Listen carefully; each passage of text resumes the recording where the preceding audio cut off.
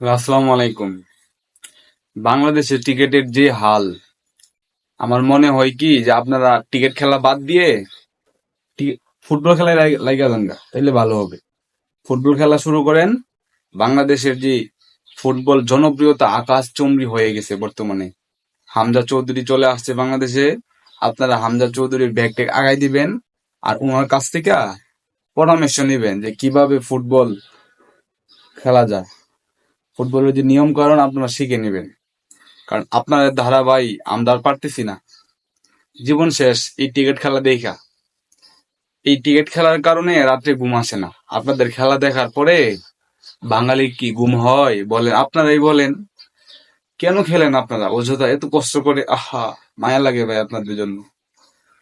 লিটন দাস, তৌহিদ হৃদয় ভাই, আপনারা ফুটবল খেলায় লাগেন, ঠিক আছে? আপনারা ফুটবল খেলেন, আর তানজিদ বাদে আর পারভেজ বাদে, আপনার এই দুইজন বাদে বাকি সবাই ফুটবল খেলায় লাগে নাই। বসুন্ধরা বিশাল বড় এলাকা করছে, আপনাদেরকে খেলা শিখাইবো, কোনো সমস্যা নেই। আপনারা তো সুপারস্টার এখন, ঠিক না?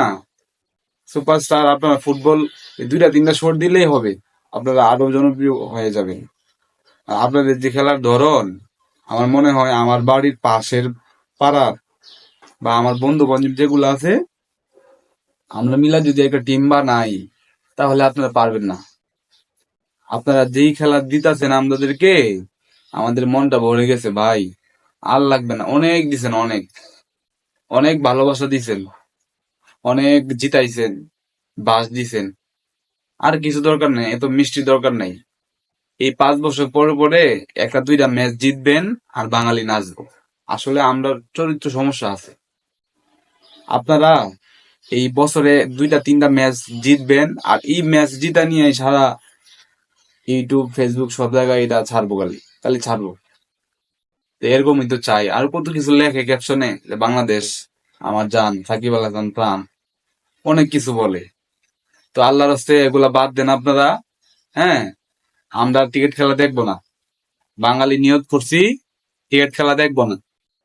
আমরা হামজা চৌধুরী নিয়ে অনেক খুশি আছি। আপনারা ভাই আপনার বউ বাচ্চা নিয়ে আপনারা এই মালদ্বীপ যান, ভুটান যান, ঘুরে আসেন। কাশ্মীর যান, ঘুরে আসেন। কি ঘুরে আসলে ভিডিও তুলবেন, ভিডিও বানাইবেন, ছাড়বেন। এটাতে আপনার প্রতি মাসে 40-50 লাখ টাকা আপনার ইনকাম হয়ে যাবে। শুধু শুধু বাঙালির আবেগ নিয়ে খেললেন না, আল্লাহর হস্তে বাঙালির আবেগ নিয়ে আর খেললেন না, ঠিক আছে?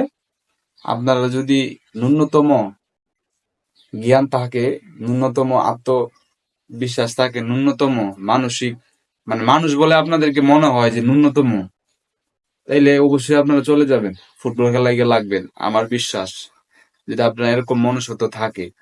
আর যদি মনে করেন যা বাঙালি তো আমাদেরকে ভালোবাসেই, ফেসবুকে 2 মিলিয়ন 3 মিলিয়ন ফলোয়ার, আর কি লাগে? আপনার তো আর দরকার নাই, খেলার দরকার নাই ভাই। জি, আপনার ফলোয়ার আছে, বউ বাচ্চা নিয়ে ভিডিও বানাবেন, ছাড়বেন, প্রতি মাসে 50-60 লাখ 1 কোটি টাকা ইনকাম করতে পারবেন ফেসবুক আর টিকটক, তারপরে ইউটিউব থেকে। তো বাঙালির মন নিয়ে খেলার কোনো দরকার নাই। আমরা 10 তারিখ থেকে নিয়ত করছি টিকিট বয়কট করে দেব, আর বাংলাদেশ ফুটবল খেলা শুরু হবে।